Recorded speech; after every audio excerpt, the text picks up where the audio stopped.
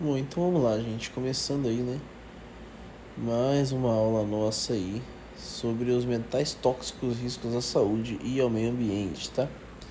Então, nosso conteúdo: metais, composição, toxicidade e reatividade de diferentes metais, benefícios e riscos à saúde e ao meio ambiente provocados pelos metais, composição de diferentes metais. Objetivos aí, a gente vai avaliar os benefícios e os riscos à saúde e ao meio ambiente, considerando a composição, a toxicidade e a reatividade de diferentes metais, tá? E vamos avaliar aí o nível de exposição aos diferentes metais. Então dá uma olhada aí, né? Observe e compare as imagens abaixo, que é possível apontar sobre cada uma delas, características em comum que elas apresentam, né? E em que elas são diferentes. Então na primeira aí a gente tem umas engrenagens, né? Provavelmente aí compostas de aço, tá? Lembrando aí que o ouro é metal também, tá? No outro lado a gente tem umas barras de ouro, que maravilha, né? Depois uma panelinha aí que provavelmente é de alumínio. Temos aí umas moedas, né? Talvez prata e cobre, né? Mais marronzinho ali, provavelmente cobre. E o que eles têm em comum, né? Características, todos são metais, né, pessoal? Todos eles aí se enquadram nesse grupo de elementos que nós chamamos de metais. Quanto aí diferentes é que cada um é um tipo diferente de metal, né? A gente tem essas engrenagens aí no aço, a panelinha de alumínio, né? Os metais mais considerados preciosos, como é o caso do ouro, da prata, né? E tem o cobre aí que é multi-utilidades, né? Então a gente tem esses diferentes metais, né? Presentes aí na nossa imagem, tá? In this video, we're A going to take a gente look at metallic bonding, percebe, né? which is the type of bonding Essa you get grande between metal utilidade atoms, deles. Que and eu we'll vou see passar how o this vídeo gives para rise to vocês, the tá? characteristic Sobre properties of ligações metals. químicas, dá uma olhada aí.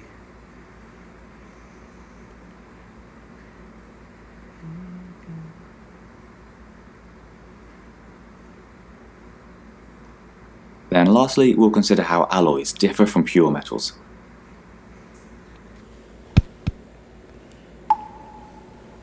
In this video, we're going to take a look at metallic bonding, which is the type of bonding you get between metal atoms, and we'll see how this gives rise to the characteristic properties of metals.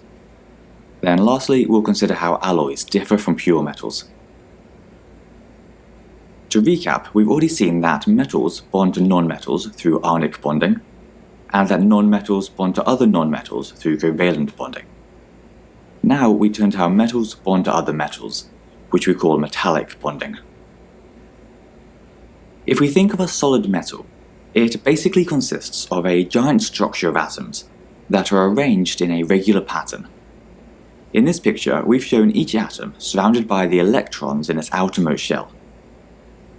When all these atoms are together in a metal, though, they actually give up these outer shell electrons and share them with all the other atoms in the metal.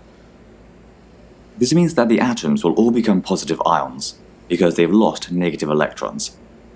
And because those electrons are now free to move about, we call them delocalized electrons. So there will now be loads of strong electrostatic attraction between the positive ions and the negative electrons. And it's these forces of attraction which hold everything together in a regular structure.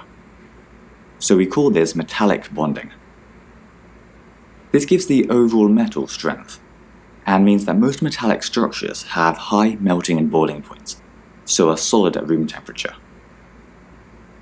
They are also good conductors of electricity and heat, because the delocalized electrons can carry electrical current and thermal energy throughout the structure.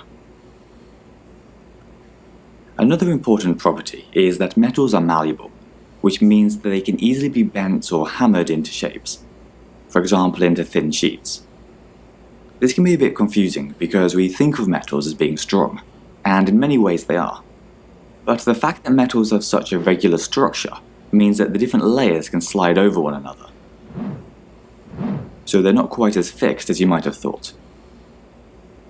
At least that's the case for pure metals. If we want a harder metal that won't bend so easily, then we can make alloys, which contain two or more different elements. We make these either by mixing together two different metals, or sometimes a metal and a non-metal. and we generally pick elements that have different sized atoms. The reason that this helps is that the combination of different sized atoms disrupts the metal's regular structure, and means that the layers can no longer slide over one another, making the alloy much harder than pure metal. In our example here, we've shown steel, which is made up mostly of iron, but also contains 1 to 2% carbon. It also sometimes contains chromium, manganese, or vanadium, depending on which properties we want it to have. And this gives it the strength that it needs to be used in things like cars and planes. Anyway, that's all for today. So if you enjoyed it, then please do give us a like and subscribe. Bom, gente, só retornando aí, né? Nós tivemos aí, vocês viram aí as ligações metálicas, né? Que os metais vão liberar aí os seus elétrons da camada mais externa, né? Esses elétrons vão ficar livres, a gente chama isso aí de mar de elétrons, né? E esse mar de elétrons aí manterá aí os metais ligados, né? O que os torna bons condutores de calor e de eletricidade. Então, olha aí os metais, né? Falando primeiramente sobre o alumínio, né? O terceiro elemento mais abundante na crosta terrestre. Está presente no ar, né? No poeira do solo, na água, nos alimentos, nos utensílios, nas embalagens, nos medicamentos, cosméticos, entre outros, né? A principal fonte de alumínio, pessoal, é o minério da bauxita, cujo principal constituinte é o óxido de alumínio, né? Então vocês veem aí o alumínio presente, lógico, no papel alumínio, no batom, né? Nos cosméticos aí, pasta de dente, desodorante, em todos esses componentes aí, o alumínio está presente, né? Lembrando que ele é extraído do solo aí, de minas, né? De bauxita, e amplamente utilizado, né? Na indústria aí, nos dias atuais, né?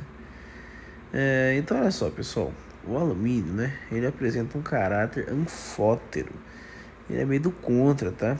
Que é isso, né? Que, por exemplo, se a gente colocar o alumínio, né, o óxido de alumínio em contato com o hidróxido de potássio, que é uma base forte, o alumínio vai lá e vai se comportar como um ácido, a fim de neutralizar, né, uma reação de neutralização, ele vai formar aí um sal e água. E se ele está em contato com ácido forte, ele vai se comportar como uma base, né, do contra, né? Sempre aí visando neutralizar a reação, né? Formando um sal e água. A contaminação por alumínio, né? Como é? Ela é bem comum, né? O nosso organismo elimina parte dele.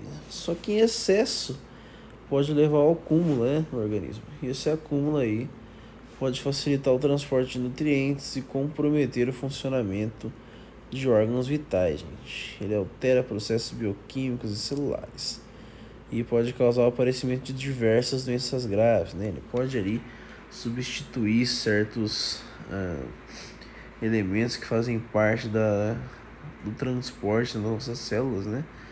E quando fazem isso, eles vão atrapalhar a maquinaria da célula, vão levar aí o organismo a certos problemas, né?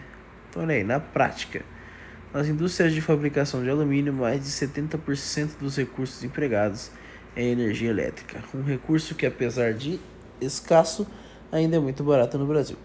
Este custo é ainda inferior para empresas que possuem subsídio e pagam até 1/3 do preço pago pelos consumidores residenciais. Grande parte dos lingotes produzidos aqui é exportada e lá fora eles são transformados em componentes automotivos e equipamentos que o Brasil precisa comprar por um preço muito mais alto, né? Então o Brasil produz aqui o alumínio, manda pra lá, mas os caras vendem pra gente muito mais caro, né, gente? Então, as ligações químicas entre os átomos de alumínio presentes nos lingotes produzidos são do tipo ligações entre dois metais, né, alumínio nos lingotes. Primeira iônica, segunda dipolo, C metálica, D covalente e E cristalina. Pense um pouco aí sobre qual vocês acham que é a ligação que está sendo feita, tá?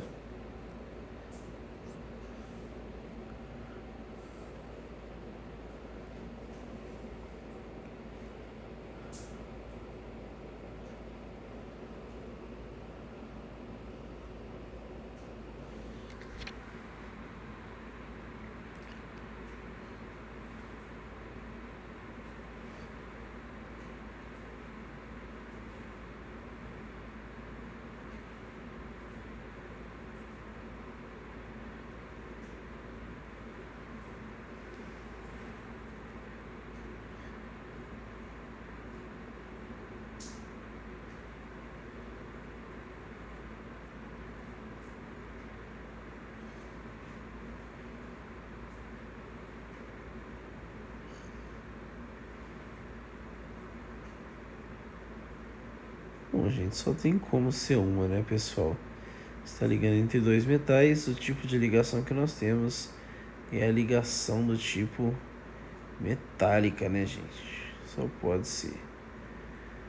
O outro aqui, né, elemento é o mercúrio, utilizado desde a Grécia Antiga, né? Ele é o único metal que é líquido, pessoal. Temperatura ambiente, ponto de fusão é menos 38,8 e ebulição 356,7. O símbolo é Hg, derivado de hidrádio, né? Que significa prata líquida. Propriedades e aplicações: ele tem uma densidade elevada, 13,534 gramas por centímetro cúbico. Utilizado em pilha, termômetro, lâmpada fluorescente, né? E a extração viável a partir do minério, o cinábrio, né? Que é o mercúrio aí, em contato, ligando, né? Com o enxofre, né, gente? Ele é bem denso, né, pessoal? E a gente utiliza ainda, né, bastante, apesar dos vários riscos que o mercúrio pode causar, né, à saúde das pessoas, tá?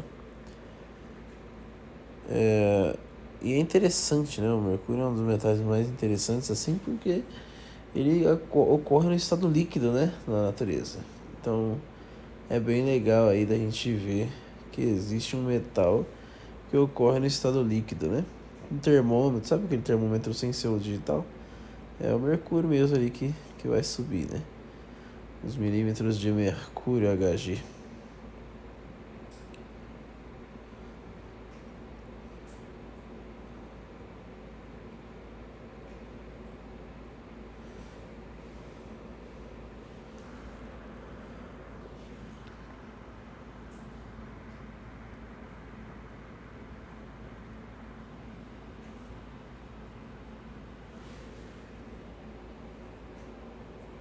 Bom, pessoal, tenho na prática aqui para vocês estarem respondendo, tá?